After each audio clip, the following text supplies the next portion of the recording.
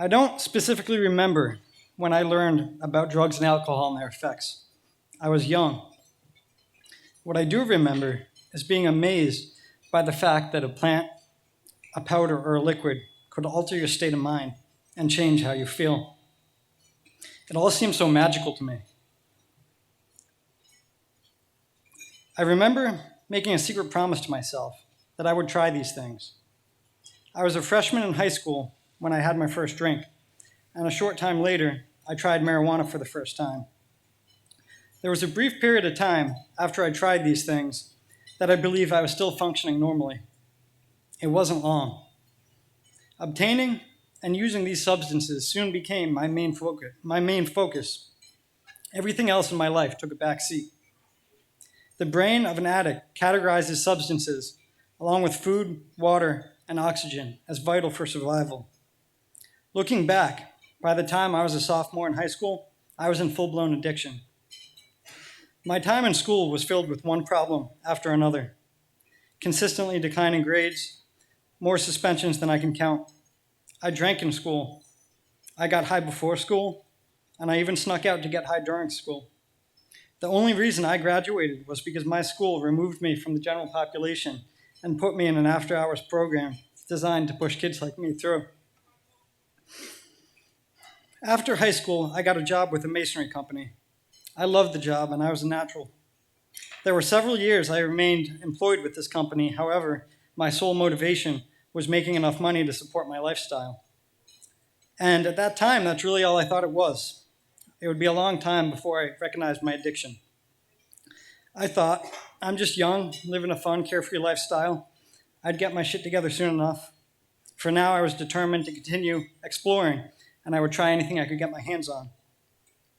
At some point, I moved on to harder drugs. I thought that what I was doing was harmless. A little cocaine at a party, or an e-pill before a night out with friends. I tried acid and mushrooms. I tried all the synthetic stuff they sold at gas stations back then. None of these things really did it for me, though. So after a while, I decided to stick with what I liked. I would smoke weed all day and get drunk at night. This was my daily routine. And at this point, life still seemed fun. There were problems, though. I was still getting in trouble. But now, instead of with my parents or teachers, it was with the police. I got a DUI and many drug possession charges. I got trespassing and disorderly charges for the stupid stuff I did when I was drunk. And the money I made was never enough.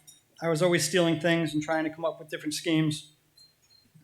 I was on and off with the mason I worked for because I was trying to find a better paying job. I tried several things, one of which landed me on a commercial fishing boat with a friend of mine. He was using a drug that I'd never tried before, Percocet. And within a month, I was hooked. This is where things started to get worse quickly for me. As my use went up, I realized I couldn't afford the amount of Percocet that I needed, but my body and mind were now dependent on this pill. I found myself hanging around a whole new crowd of people and going places I'd never been before. I was intrigued by this new part of society I'd never seen, and I was making friends quickly. One day, someone gave me some heroin to try. I remember being a little nervous at first. It feels just like Percocet, they assured me. They were right, and at a fraction of the cost, heroin became my new drug of choice. A short time later, I tried crack cocaine, and that became a close second.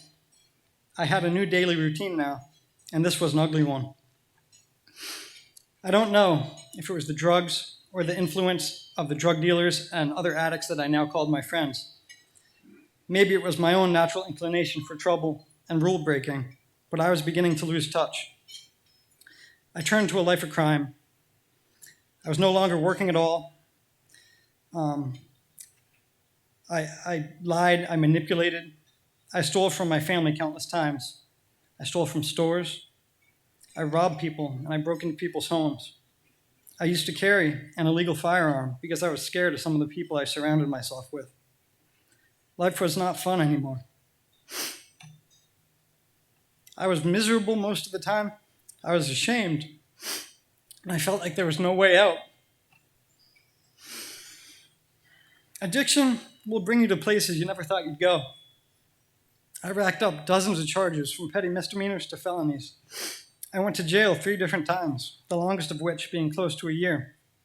I lived in homeless shelters twice until they kicked me out for using. I lived on the streets wearing the same clothes for weeks at a time. I saw men and women prostitute themselves for a fix.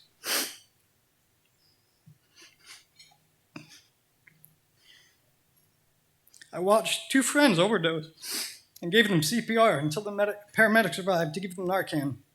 And worst of all, I've seen so many people taken away by this disease. It's hard for me to keep track. It wasn't until I was well into my heroin addiction that I realized I had a problem with substance abuse. And even then, I thought it was just the heroin. I thought if I could go back to drinking, smoking weed, I'd be fine. It never worked. I don't believe there is one specific thing someone can do to overcome addiction. I believe it starts with a fierce inner desire and dedication to get better. But in many, if not most cases, that is not enough. Everyone's journey to recovery is unique. However, when I look back at my journey and the journey of others that I'm close with, there are similar factors that led to the success in all of our stories. One of the first things they teach you in any rehab or AA group is that you need to change the people, places, and things that are in your life. I believe that my ability to make these changes, along with the proper education on addiction, is what led to my success. And Ender's Island gave me all of this when nothing else could. Father Tom created the plan for me. He got me into a detox program, and from there he flew me down to Arizona, where he got me into one of the best rehabs in the country, Sierra Tucson. I spent 30 days going to different classes and groups, as well as one-on-one therapy. We met with a mix of doctors, therapists, and counselors. I learned what the drugs and alcohol were doing to my brain, and how they were inhibiting my decision-making and altering my emotions. I saw multiple presentations by doctors and counselors that broke this down in a very simple but scientific way. I learned that when I started drinking and using drugs at 14 or 15 years old, that I stopped emotionally and spiritually maturing at that point. I learned that it would take many months, if not years, for my brain to repair the damage done by these substances, and that during that time, I would need to learn the basic life skills that were already second nature for most people my age. There was an overwhelming amount of information, and I couldn't possibly remember it all, but it wouldn't be the last chance I would have to hear these things. Once I completed rehab, I flew back to Connecticut and went directly to Ender's Island. Here, you get your own room. Father Tom, make sure you have the clothes and basic necessities you need to take care of yourself. If you need to see a dentist or a doctor, Father Tom will get you one. Once I settled in, he got me into a 6-week intensive outpatient program. 3 days a week, someone from the island would drive me down to Old Saybrook, where I would spend several hours in classes, learning even more about recovery. I learned that when I failed to stay sober in the past, it was partly because I was substituting one substance for another. Even though I might not have been using heroin, I was still numbing myself with something else, instead of learning the coping mechanisms and the skills it takes to maintain long-term sobriety. As time went on, I got a job working with Eddie in the maintenance department. I got a membership and started going back to the YMCA and get back in shape. I met with Dan Parada weekly to outline a business plan for the company I would later start. Dan is another Ender success story.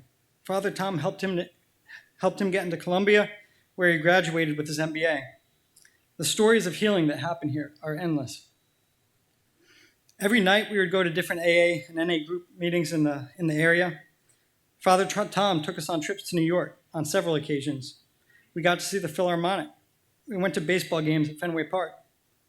One of my biggest worries in early sobriety was that life would be boring. How could I possibly enjoy anything without substances? Father Tom helped show me that that wasn't the case. I was enjoying everything so much more with a clear mind. Father Tom does a lot for the recovery program, but he's not alone. Here at Ender's Island, you are immersed in a community that takes you in like family. Every member of the staff is supportive and there for you. From the housekeepers to the kitchen staff to the maintenance workers, they all make you feel comfortable and they make you feel important. These are people that ask you how you're doing every day. People you feel comfortable talking to and confiding in. Addiction is a hard and embarrassing thing to face. In society, there's a stigma. A lot of people shun the addict and even their family. That is not the case at Enders. Here they embrace people with addiction. If we as a society could come together and help people the way they do at Enders, there would be far less suffering and more healing. With the drugs on the street today, the danger of using is great. I went to school in Stonington, and last year alone, I lost 2 more friends from high school to overdose death.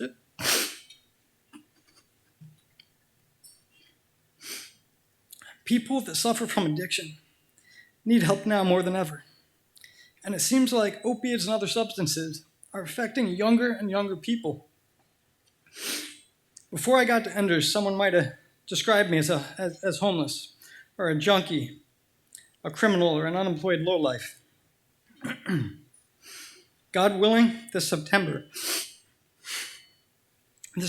will mark 4 years of sobriety for me.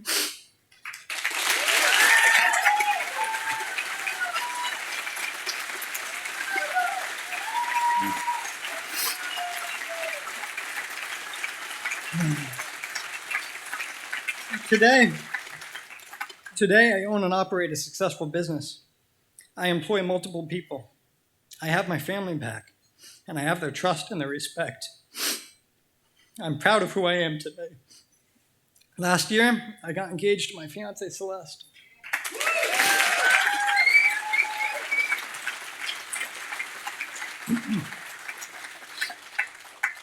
She is the most incredible human I've ever met. We bought our first home last year, and we're having a daughter in August.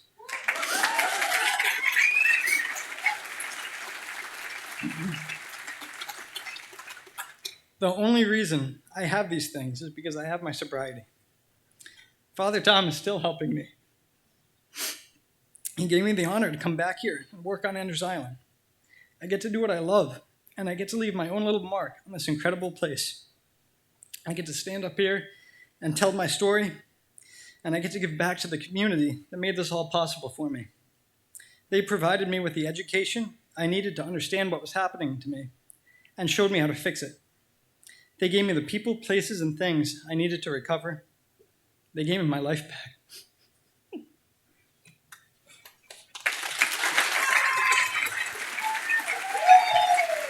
Thank you.